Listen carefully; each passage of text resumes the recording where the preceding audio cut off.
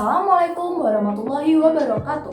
Perkenalkan, nama saya Hana Ducayati dari Prodi PGSD Rombol E Angkatan 2020 Universitas Negeri Semarang dengan NIM 14014200135. Di sini, saya akan menyampaikan rangkuman materi mata kuliah literasi digital dan kemanusiaan dari topik 1 sampai 7.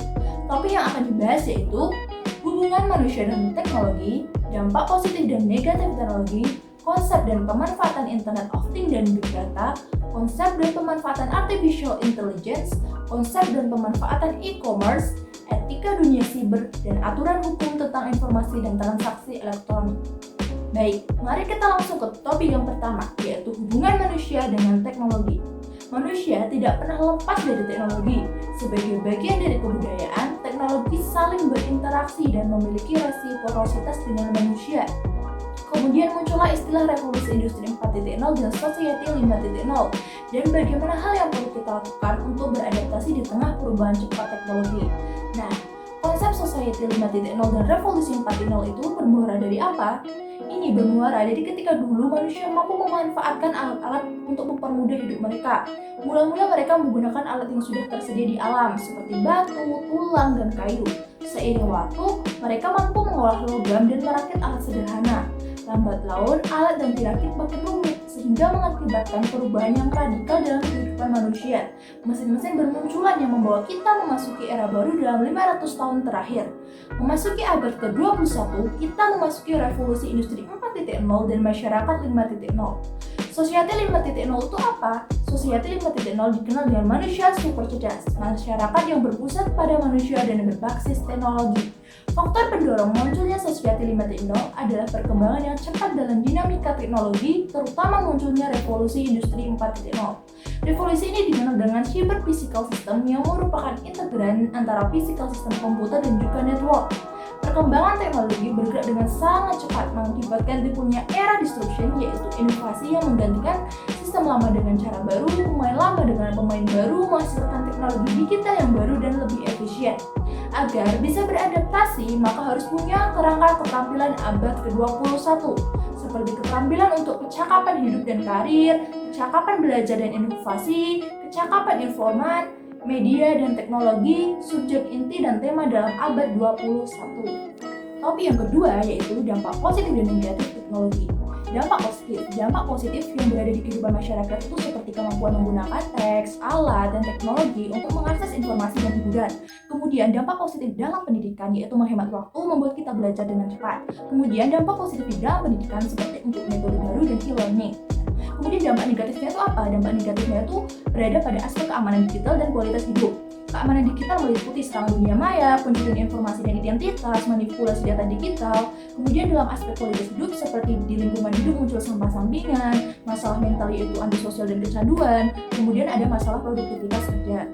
Topik yang ketiga yaitu konsep dan pemanfaatan Internet of Things dan Big Data.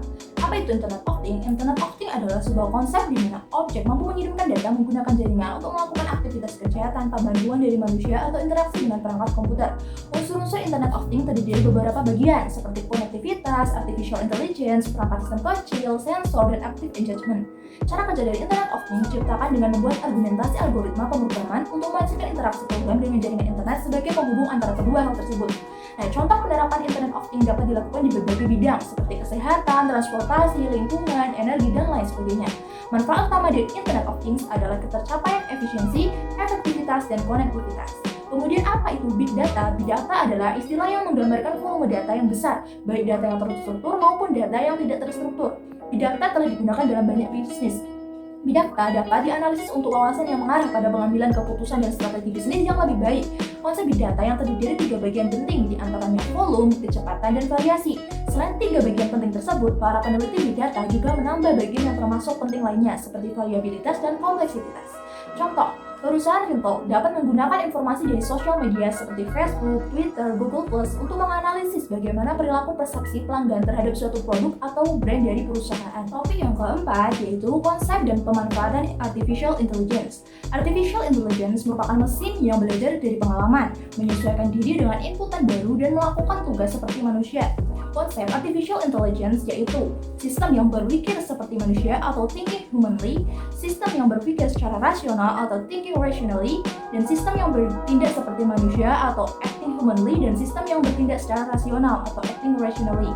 Nah, implementasi artificial intelligence yaitu seperti teknologi artificial intelligence di bidang mesin untuk meningkatkan efek pengobatan, dan ada teknologi artificial intelligence dalam jurnalisme.